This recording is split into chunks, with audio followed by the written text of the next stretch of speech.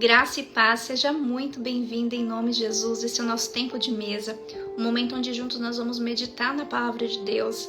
Eu quero te convidar a pegar sua Bíblia, também um caderno para você fazer suas anotações daquilo que o Espírito Santo de Deus falar com você nessa manhã. Se você está aqui pela primeira vez, eu gosto de meditar sempre utilizando essa tradução da Bíblia, que é a Nova Bíblia Viva, que é uma tradução com uma compreensão mais acessível, mais próxima de como a gente se comunica no dia a dia. E se você tiver com a sua Bíblia aí, você vai fazer vai acompanhar junto comigo a leitura. Eu tenho certeza que vai ser bênção para você também, em nome de Jesus. E hoje nós vamos meditar em João 2, parte 2, porque na sexta nós meditamos em João 2 até o versículo 12.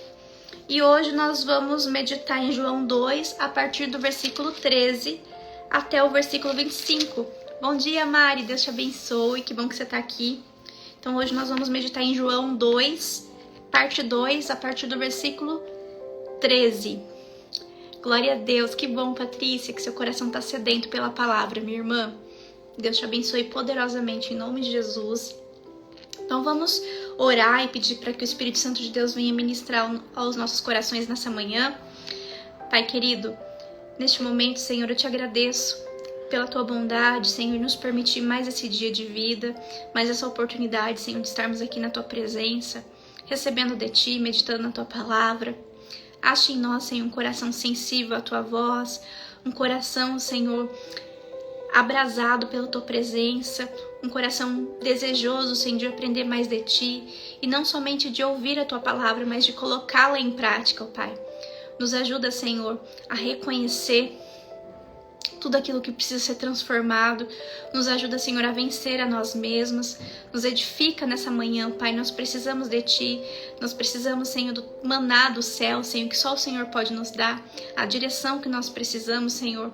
Tu tens o verdadeiro alimento para nossa alma. Por isso nós te pedimos, Pai, dirige esse encontro. Nós consagramos ele a Ti, para honra e glória do Teu nome. Que o Senhor seja, Senhor, o nosso convidado de honra. Que não seja eu aqui falando, mas que seja a Tua presença nos conduzindo em todo o tempo. Assim eu oro e abençoo esse encontro, abençoo todas as Tuas filhas que aqui estão presentes. Em nome de Jesus. Amém e amém. Então vamos lá meditar em João 2, parte 2, a partir do versículo 13.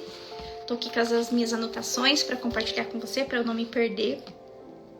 Então, no versículo 13 diz assim: quando chegou a época da comemoração anual da Páscoa dos judeus, Jesus foi para Jerusalém. Então, o que está sendo dito aqui?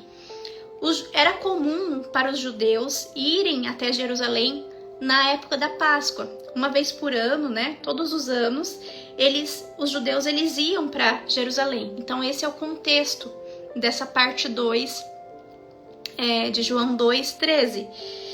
Então, no versículo 14, quando Jesus foi para Jerusalém, né? Assim como os judeus, né? Nessa época de Páscoa, Jesus foi para Jerusalém. E aí no versículo 14 diz assim: no pátio do templo. Então, quando Jesus estava chegando ao templo, ainda ali no pátio, ele achou os comerciantes. E lá no pátio ele viu comerciantes vendendo o quê? Os comerciantes estavam vendendo bois, ovelhas e pombos para os sacrifícios. Porque antes de Jesus, né, para que você fosse perdoado dos seus pecados, purificado dos seus pecados, você tinha que oferecer um sacrifício. Então, as pessoas sabendo disso, né, que viriam judeus de todas as nacionalidades para aquele momento, eles providenciavam ali alguns sacrifícios no pátio ali do templo para vender, né, para fazer um dinheiro, porque tinha uma demanda. Então ele falou: vou levar lá, né, facilitar a vida do povo. Mas olha isso, vamos continuar. Então esses comerciantes, quando Jesus chegou no pátio do templo, estavam vendendo bois, ovelhas e pombos para os sacrifícios, e os homens de negócios nas suas mesas trocando dinheiro.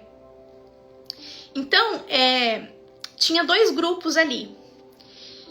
E Jesus, você vai ver que em seguida ele vai manifestar a ira. Deixa eu ler o 15 também para vocês entenderem melhor. No versículo 15, Jesus fez um chicote com umas cordas e expulsou todos do templo, bem como as ovelhas e os bois, espalhando no chão as moedas dos negociantes, virando as mesas deles. Depois ele chegou aos homens que vendiam pombos e disse: tirem essas coisas daqui, não transformem a casa do meu pai em um mercado. O que esse trecho quer dizer? Então era comum na época que os judeus fossem uma vez ao ano na época da Páscoa até Jerusalém. E as pessoas que moravam em Jerusalém, sabendo dessa demanda e sabendo que as pessoas iam prestar, né, um culto ali de sacrifício, de arrependimento pelos seus pecados e que também iam ofertar, eles criaram ali, né, um comércio. E quando Jesus viu aquilo ali, ele percebeu que ele estava diante de ladrões de culto. E o que isso significa? Ele viu ali dois grupos. O primeiro grupo facilitando a adoração. Então, esse primeiro grupo, ele vendia animais para o sacrifício. Então, esse primeiro grupo vendia bois, ovelhas e pombos para o sacrifício.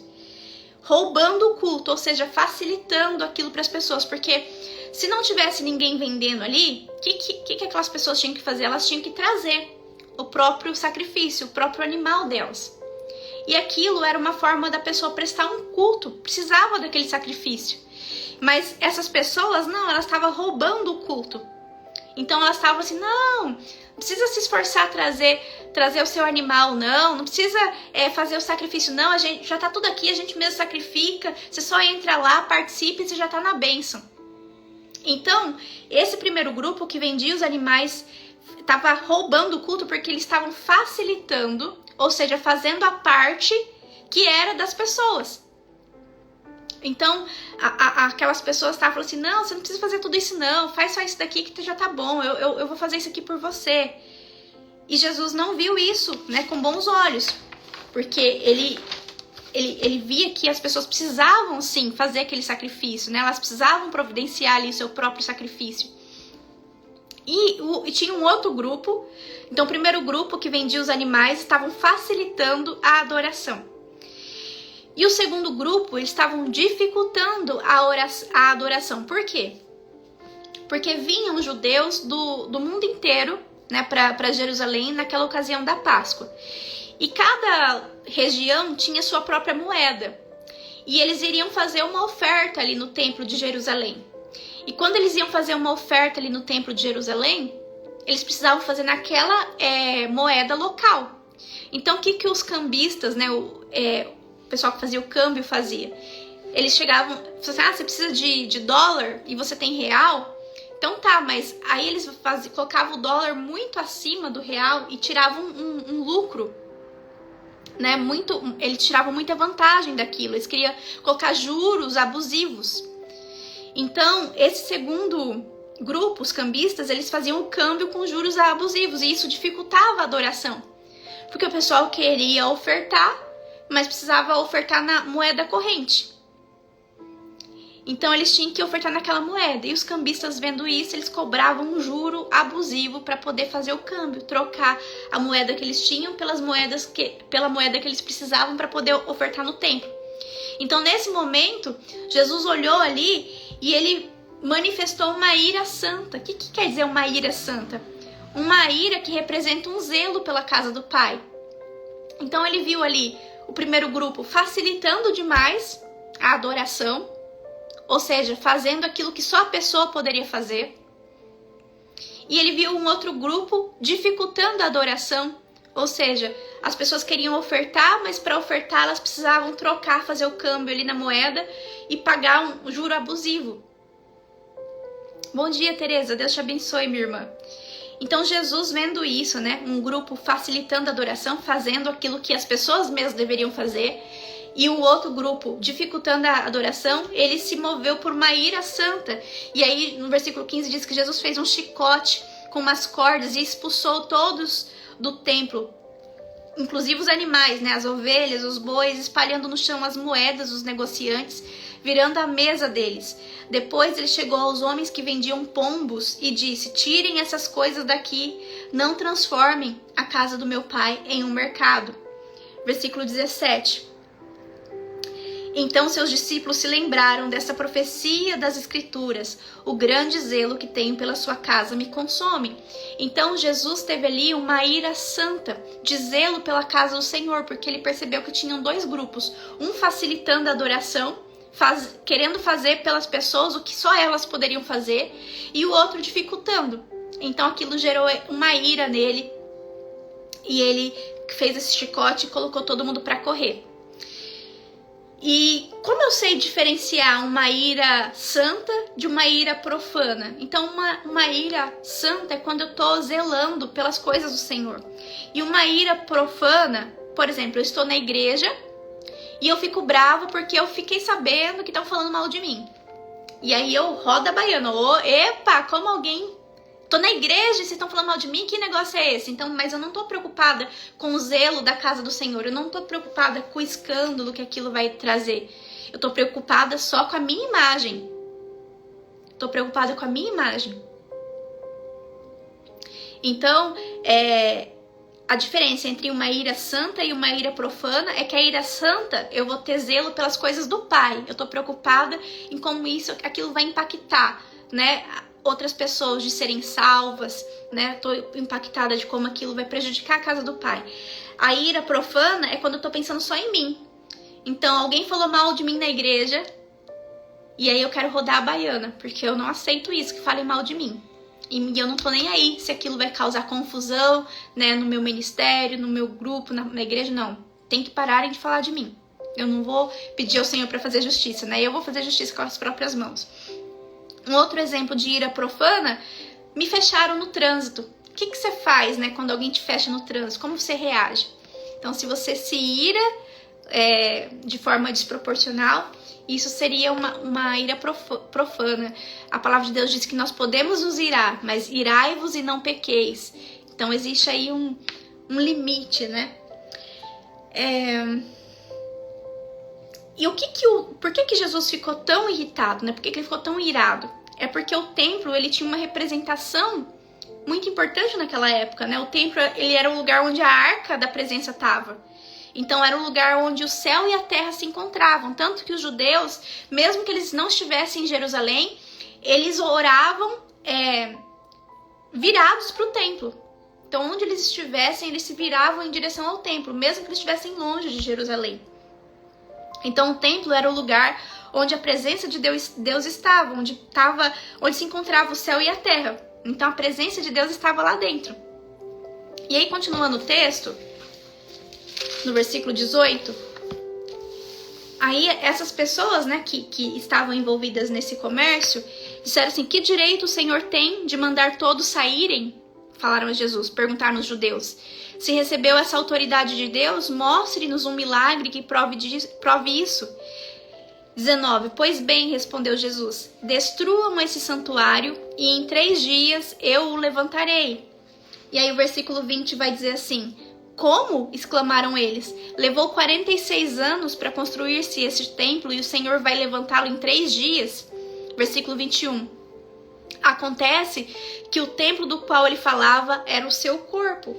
Então, nesse versículo 21, o que Jesus está dizendo? Que a partir do momento que ele veio, a partir daquele momento, o templo não era mais uma construção, mas o templo era o Filho, o templo da presença, né? O que conectava, né, ao reino de Deus, à presença de Deus. Então, céu e terra não se encontravam mais numa construção, mas no Filho de Deus, em Jesus, nele mesmo. Então, por isso que ele falou, acontece que o templo do qual ele falava era o seu corpo. Versículo 22 diz assim: mais tarde, quando Jesus ressuscitou, os seus discípulos se lembraram que ele havia dito isso, né? Que ele disse, que ele disse aqui, destruam este santuário. Versículo 19, destrua esse santuário e em 3 dias eu o levantarei. O que ele estava dizendo aqui? Que o templo já não era mais uma edificação, né? Não era mais um lugar. O templo era o Filho, né? O céu e a terra não se encontravam mais num lugar, mas através do Filho, através de Jesus, né? Jesus 50% Deus, 50% homem, né? Então o céu e a terra se encontravam em Jesus. Mais tarde, versículo 22, quando Jesus ressuscitou, os seus discípulos se lembraram que ele havia dito isso. E então creram na Escritura e na palavra que Jesus dissera. Versículo 23. Por causa dos milagres que Jesus fez em Jerusalém durante a comemoração da Páscoa, muitos creram em seu nome. Mas Jesus não confiava neles, porque os conhecia muito bem. Ninguém precisava dar testemunho acerca do homem, pois ele bem conhecia a natureza humana. Esse versículo 24 ele é muito poderoso, porque diz assim, mas Jesus não confiava neles, porque os conhecia muito bem. O que isso significa? Significa que você não é uma surpresa para Deus. O pecado que você cometeu e que o pecado que você vai vir a cometer não é uma surpresa para Deus. Ele nunca vai dizer assim, olha, Janaína, não esperava isso de você. Olha, Wanda, não esperava isso de você. Jesus nunca vai dizer isso. Por quê? Porque você não é uma surpresa para Deus. Ele conhece a sua estrutura. Ele conhece a nossa tendência ao pecado. Ele conhece e ele sabe do que nós somos capazes. Ele conhece a natureza humana do pecado. Só que a coisa mais linda é que mesmo ele sabendo das nossas fragilidades, das nossas fraquezas, da nossa tendência para o mal, mesmo assim ele nos amou e se ofereceu em sacrifício para nos salvar. E ele quer uma aliança com você. Então olha que coisa linda, né? Nós precisamos reconhecer, né, a nossa fragilidade, a nossa fraqueza, né, a nossa pequenez. E convidar Jesus para reinar no nosso coração, porque o nosso pecado não é uma surpresa para Ele. A palavra de Deus diz que nada pode nos separar do amor de Deus. Então, se você tem carregado uma culpa, uma dor muito grande no seu coração, entregue ela para Jesus, porque esse pecado, esse tropeço que talvez você está tão envergonhada, não é uma surpresa para Ele. Ele está dizendo, vinde a mim, todos vós que estão cansados, sobrecarregados, e eu vos aliviarei. Ele quer te dar o alívio, ele quer te amar, ele quer fazer uma aliança contigo, ele quer que você tenha um propósito de vida, que é anunciar o que o Senhor fez na sua vida, e assim salvar muitas outras pessoas, impactar muitas outras pessoas. O que o Senhor quer fazer na nossa vida, na minha, na sua vida, não é só sobre mim, não é só sobre você, mas é sobre a mensagem que vai alcançar muitos outros corações, porque o desejo do Pai é que todos se salvem, que todos se salvem. Então nós podemos servir, né, ao reino de Deus como instrumentos. E às vezes a gente fala assim, eu não levo a palavra porque eu não tenho conhecimento suficiente. Mas a mensagem mais impactante que você pode levar para alguém é o seu testemunho de vida, o que Deus fez, como você estava, né, como Ele te encontrou, como Ele te abençoou, como sua vida era triste e agora você é feliz porque Ele é o motivo da sua alegria, né, como antes você estava aprisionada em alguma situação, se sentindo culpada e não merecedora de coisas boas, e Ele te resgatou e você entendeu que o perdão estava disponível para você e agora você pode viver uma vida abundante, você consegue desfrutar de coisas boas porque você entende que Jesus veio exatamente para isso, para nos purificar, para apagar os nossos pecados, nos dar um propósito no presente, que é anunciar o reino dele e também garantir o nosso futuro, nos dando uma vida eterna. Então lembra disso. Você não é uma surpresa para Deus.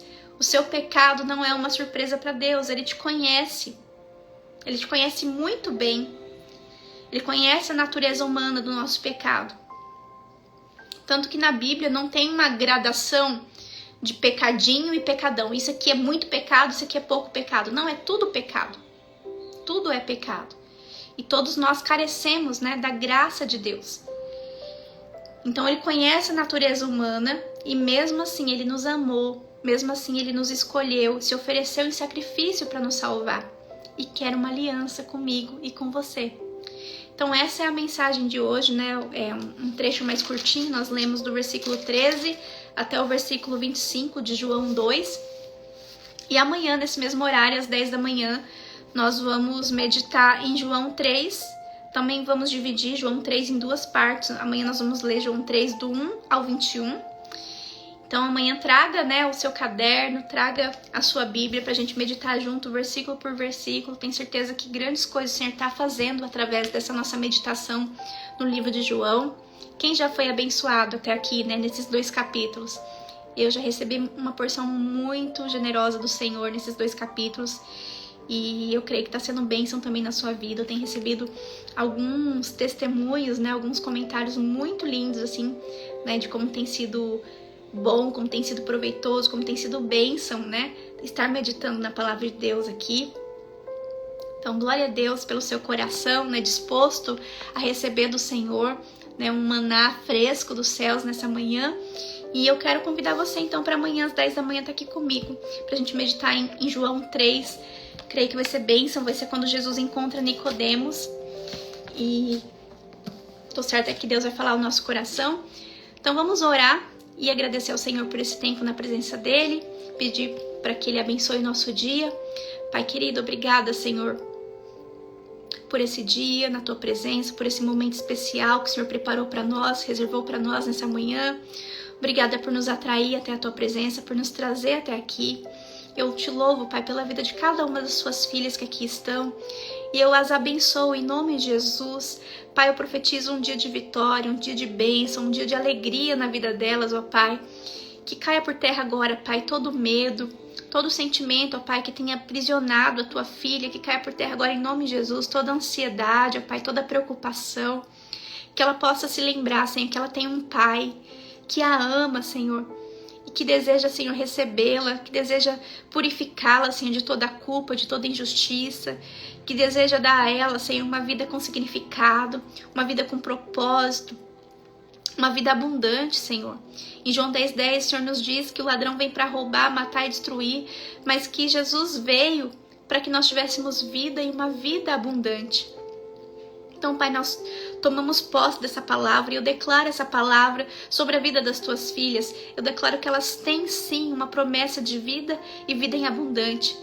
Que o Senhor venha agora, Senhor, fazer esses corações que estão na Tua presença queimarem por Ti, crerem nessa palavra, Senhor, e verdadeiramente se tornarem livres, abundantes e constantes na Tua presença, Senhor. Que a cada dia mais, Senhor, nosso coração venha queimar, Senhor, por estar na Tua presença, por meditar na Tua palavra. Como é bom, Senhor, aprender mais de Ti. Nós Te agradecemos, Pai, por nos conduzir por esse caminho de sabedoria, por nos aperfeiçoar na Tua presença, por nos tirar do engano, ó Pai, por se revelar a cada uma de nós. Que nesse dia, Senhor, que está começando agora, a Tua presença esteja conosco. E por onde nós passarmos, ó Pai, que nós venhamos ser bênção, que nós venhamos ser agentes de transformação, que o Senhor venha nos abençoar e capacitar, nos ajudando a liberar palavras, Senhor, de sabedoria, palavras de bênção, que nós venhamos liberar, Senhor, profecias, ó Pai, palavras de vida, que nós verdadeiramente, Senhor, venhamos nos tornar mulheres sábias, Senhor, mulheres segundo o Teu coração, mulheres que Te agradam, mulheres que Te honram, Senhor, com o nosso comportamento, pensamento e sentimento. Que a nossa vida possa estar diante de Ti, ó Pai. Que nada venha nos aprisionar, mas que nós venhamos nos tornar cada dia mais verdadeiramente livres para a honra e glória do Teu nome. Pai, vivifica os nossos corações na Tua presença. Que a cada dia nós venhamos desejar mais e mais, Senhor, Te conhecer e prosseguir em Te conhecer. Esse é o desejo do nosso coração, ó Pai. Como é bom estar na Tua presença. Obrigada por esse tempo que o Senhor nos proporcionou nessa manhã e que amanhã nós possamos estar aqui novamente, meditando na Tua palavra, crescendo, amadurecendo para a honra e glória do Teu nome.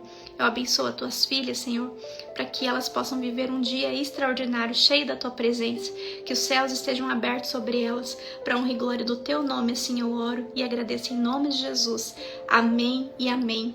Deus abençoe minha irmã, sua casa, sua vida, sua família. Que seu dia seja maravilhoso. Que amanhã você possa falar aqui no comentário um testemunho extraordinário. Lembra sempre que o de repente de Deus pode acontecer hoje, né? O sim de Deus pode acontecer hoje na sua vida. Então, fique em paz. O Senhor tem cuidado de ti, da sua família. Que bom que você está aqui. E até amanhã, em nome de Jesus. Um abraço, fica na presença do Senhor.